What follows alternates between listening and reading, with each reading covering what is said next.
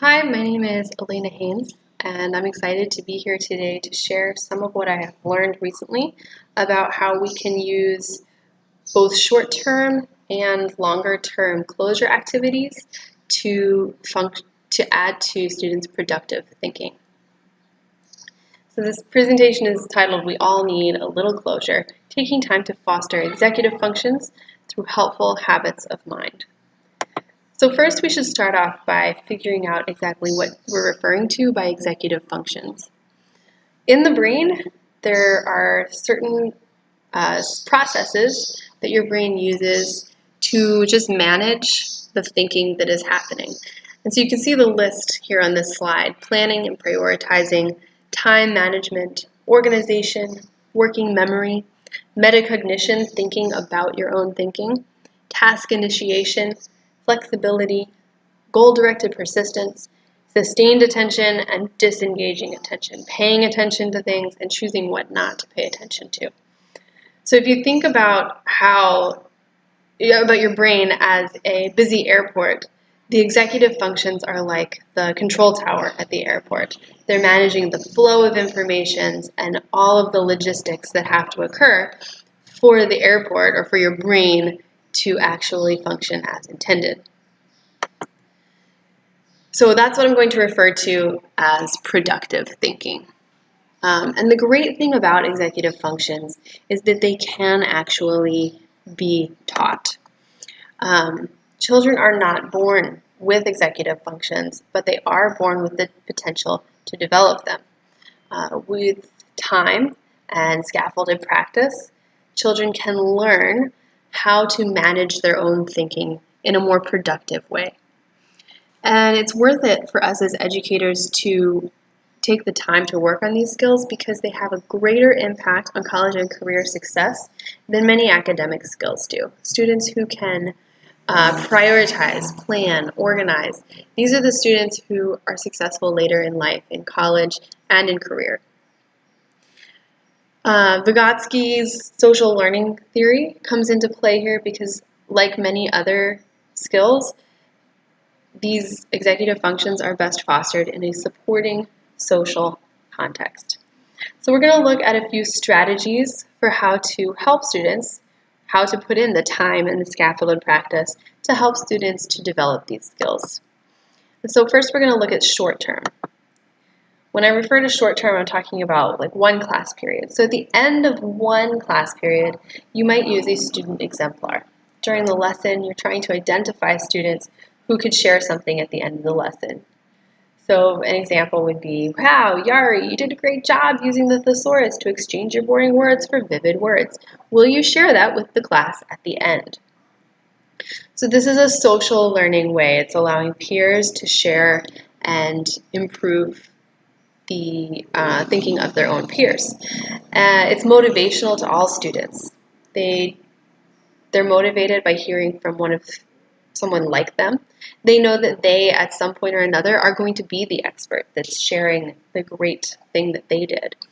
It helps students to focus the day's reflection. There are so many things that vie for our attention and their attention, but selectively choosing what to focus on, what to reflect on, is really important for cementing the learning in there. And it encourages students to self-monitor. What am I doing well? Another strategy that we can use is the anchor chart check. So a lot of us use anchor charts to teach everything from a math routine to the example here is like a writing anchor chart, and we use it across the curriculum. At the end of the lesson, point your students back to the anchor chart that you used to introduce the concept. And you can do this in an individual way, having students go back and reflect on their own work independently, or you can have them do it together with a partner or with a group. So the individual option might look like, "Hey, today we learned to use transitional words to show the reader when we are telling each of our reasons.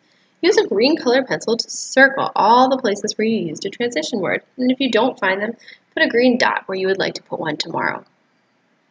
If you choose to do that in pairs, it's more of a conversation, telling each other, listening to each other's writing, and telling them what transition words we hear. And you can see how this would encourage self-monitoring, so metacognition, thinking about our own thinking. What have I learned? Am I doing it?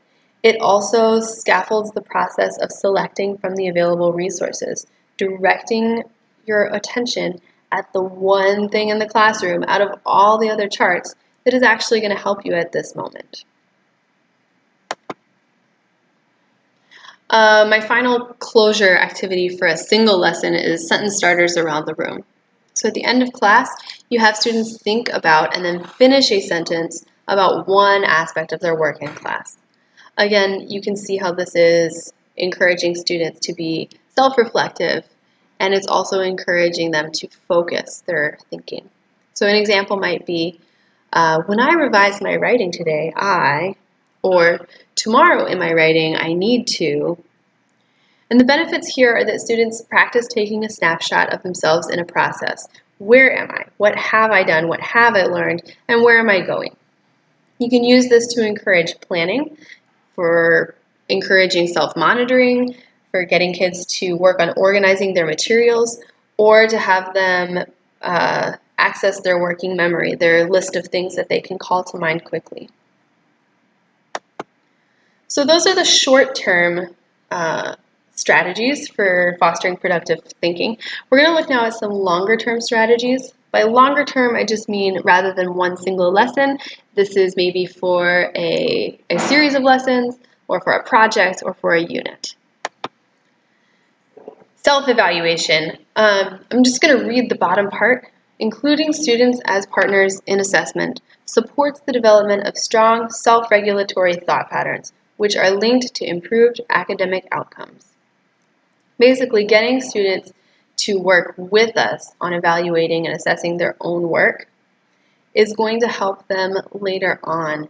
It's going to actually change the way that they think about the tasks that they encounter in school and in the rest of their life. So when we're creating a rubric to use in partnership with children, it's important to use kid-friendly lingo, no teacher talk, to keep the focus narrow. Again, we're working on directing our attention rather than thinking about everything that we could possibly do right or wrong. What is the goal here? And it also gives us an opportunity for discussing future goals, to work with students on that planning piece, on that prioritizing piece, and on the organization of time. Another strategy you can use in a longer term, like a series of lessons or a project, is a presentation event or a celebration. I was slow to come to the realization that events and celebrations actually do serve a purpose and are worth it. But hopefully I can share some of the ways that I became convinced that they were worth it, and maybe that might help you in your own journey toward accepting them. So they are an authentic purpose for goal-directed persistence. We want students to be persistent, to work toward a goal, and this is a goal that really means something to them. It also encourages time management. So it's an actual deadline, as opposed to a deadline that I set on paper for an arbitrary reason. People are actually going to come to this presentation, or there's actually going to be this celebration at a specific time on a specific day. And so setting up incremental goals to achieve that ultimate goal, it's more tangible and more meaningful to students.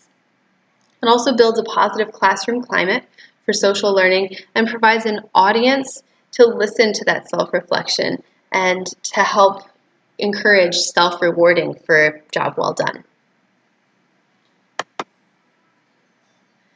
So, as we come to the close of this presentation, I just want you to, I'm going to give a sentence starter, just like the sentence starters around the room, and I hope that you'll think about how this impacts your thinking. When I look at this list of executive functions, I think I can help children to develop them by, and I've given you some ideas here, but I know that there are also a number of different ways that we as teachers can help students to work on these really important components of their thinking. Thanks again for joining me. I hope that you got something beneficial out of this presentation. And if you're still curious and you'd like to read more, there are some resources that I got this information from that you can pursue. And I hope that you will be successful in helping your students to achieve productive thinking in the classroom. Thanks again.